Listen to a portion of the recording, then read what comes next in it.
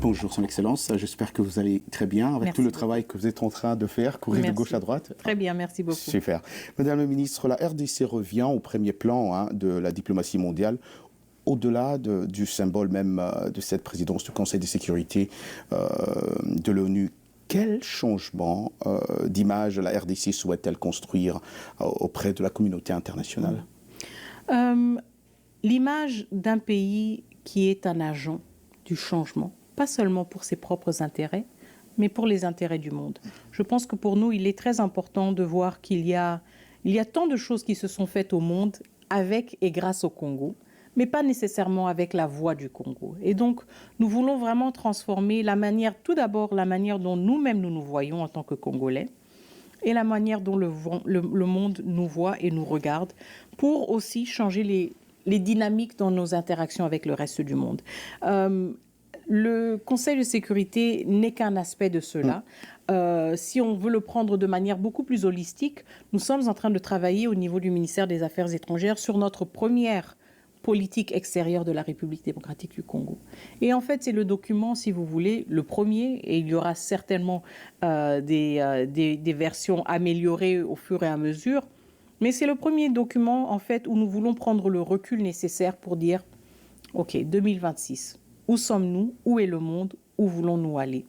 Et on se rend compte, en fait, quand on regarde d'un point de vue de l'économie, par exemple, qu'il n'y a aucune révolution industrielle qui s'est faite sans la RDC, sans une matière qui venait de la RDC, mais toujours sans la RDC à la table.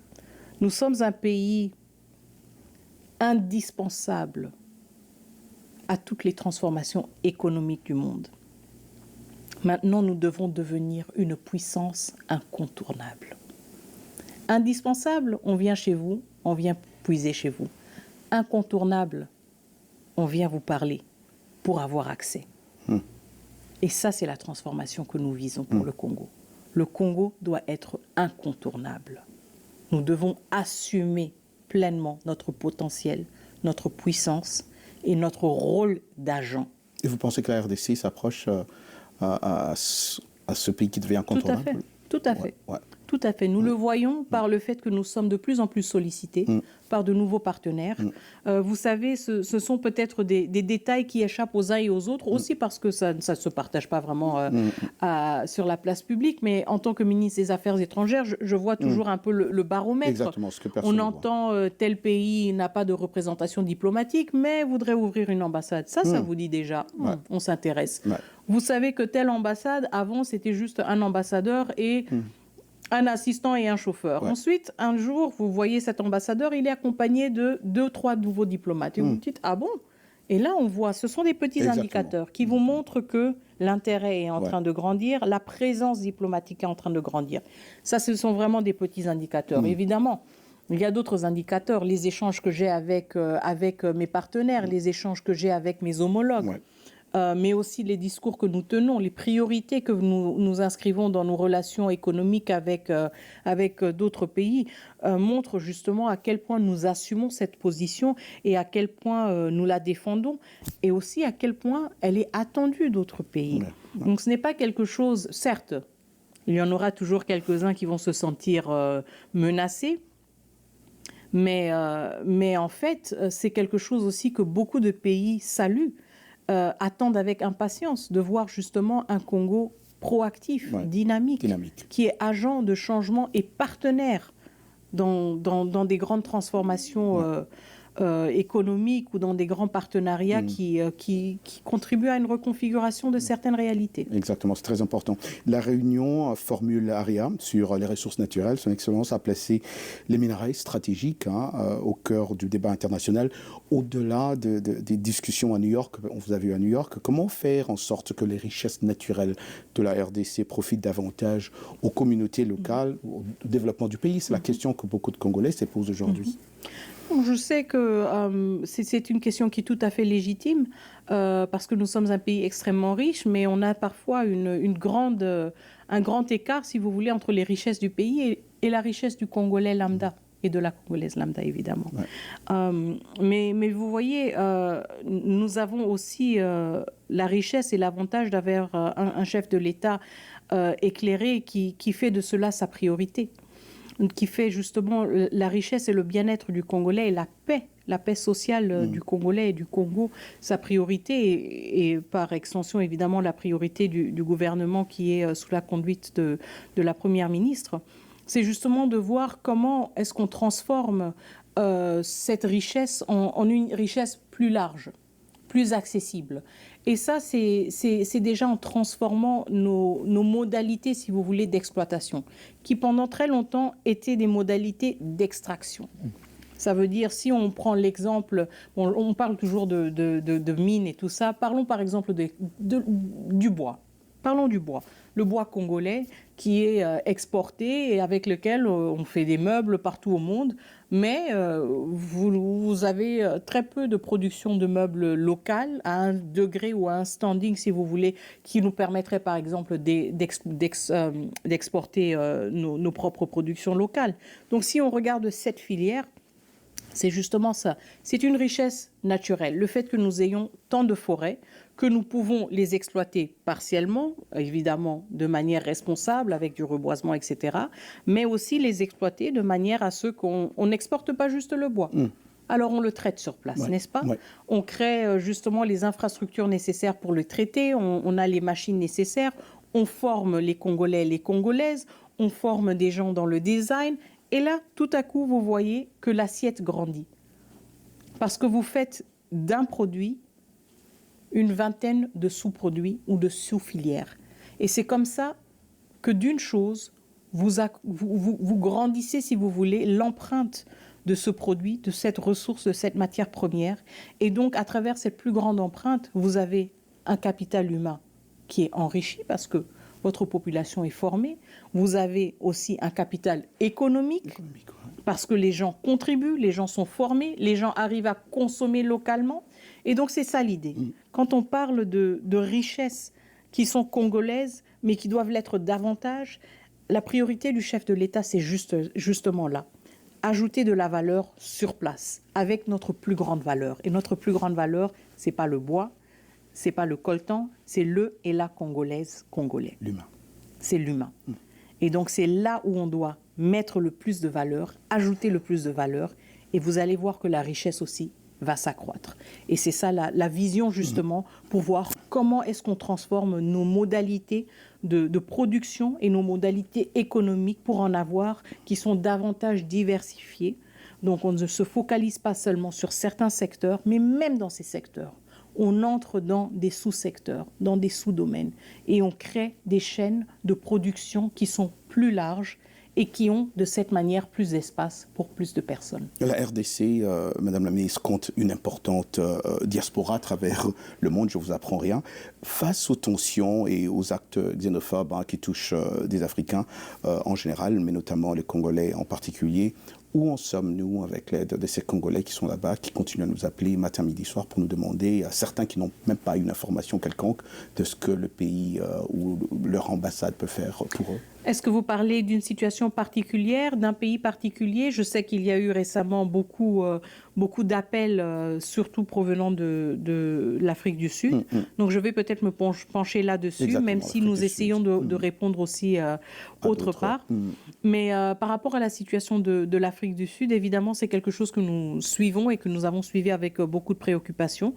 Nous avons aussi toujours eu un échange direct et franc avec nos homologues et nos partenaires sud-africains, que ce soit à mon niveau avec mon homologue ou que ce soit au niveau de notre ambassadeur.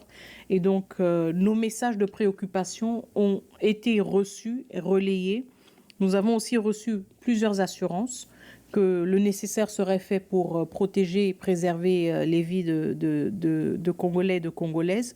Mais en même temps, on ne peut pas se voiler la cache. Se voiler la face. Voiler la face, excusez-moi, c'est une longue journée. Ouais. Voiler la face quand nos populations se sentent quand même dans une insécurité, malgré les assurances.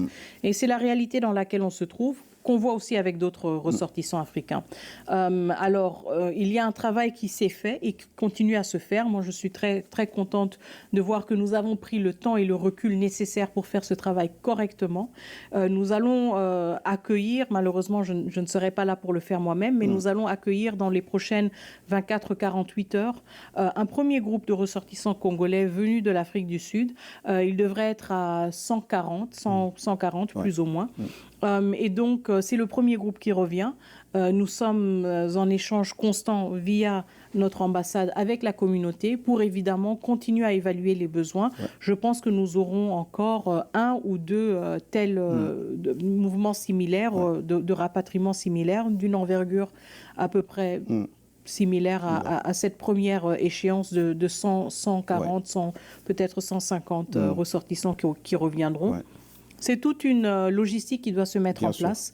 C'est une logistique par rapport à l'identification sur place, c'est une logistique par rapport à leur rapatriement, mais c'est aussi une logistique par rapport à leur retour et leur réintégration.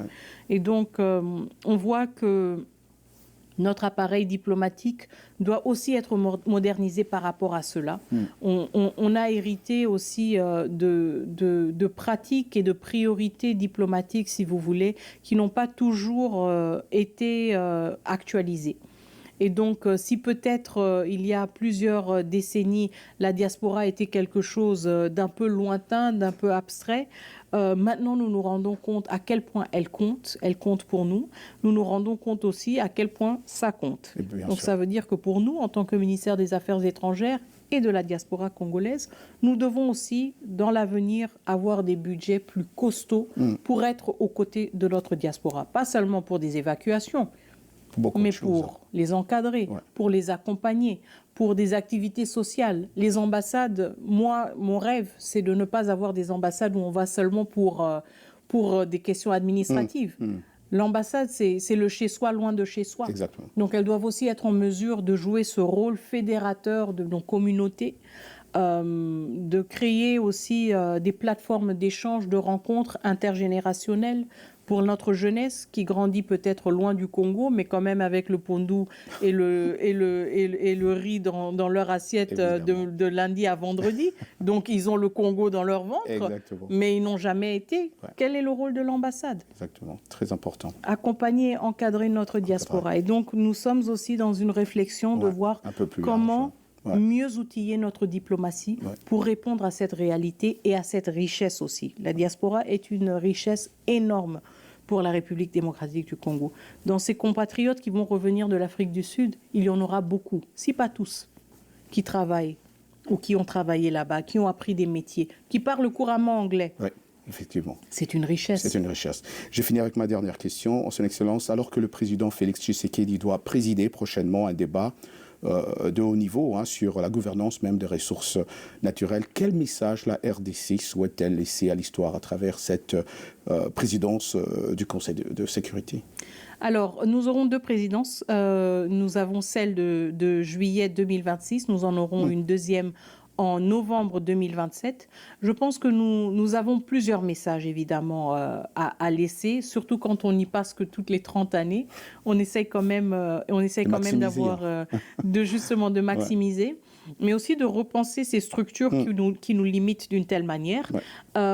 Mais pour nous, ce sera vraiment une priorité, comme je l'ai dit auparavant, de mettre en exergue le rôle de la République démocratique du Congo comme un pays qui contribue de manière positive à toutes ces discussions et à tous ces défis auxquels le monde est confronté quand il s'agit de la paix et de la sécurité au monde.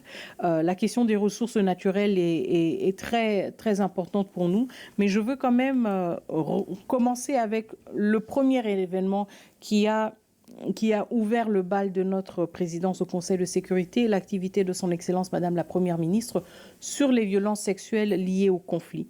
Et je pense que ça aussi, c'est quelque chose de très important dans notre contribution au travail du Conseil de sécurité. Oui, nous parlons des vecteurs, oui, nous parlons de tout ce qui alimente les conflits.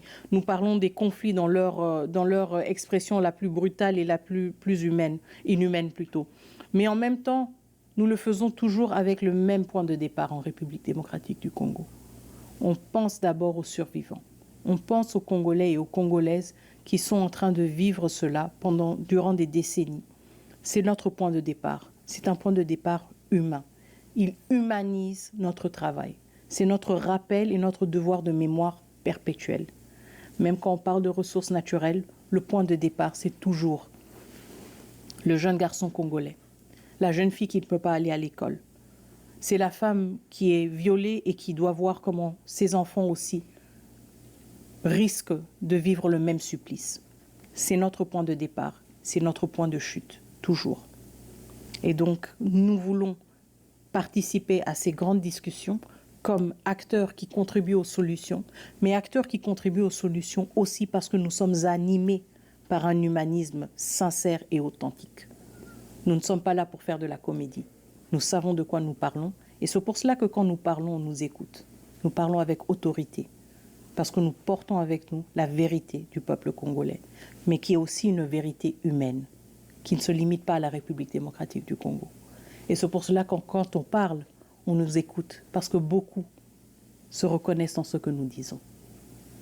Et c'est ce que nous allons léguer au Conseil de sécurité et continuer à faire, même au-delà du Conseil de sécurité. Ce n'est pas juste un passage de 2 ans et ensuite ce sera oublié. Je pense que pour nous, c'est un nouveau chapitre, on en a parlé auparavant, de redéfinir notre diplomatie, qui nous sommes au monde et pourquoi est-ce que nous voulons être connus. Et ça, c'est un des chapitres qui contribuent de manière considérable. Mais il y en a beaucoup d'autres aussi qui s'écrivent autre part.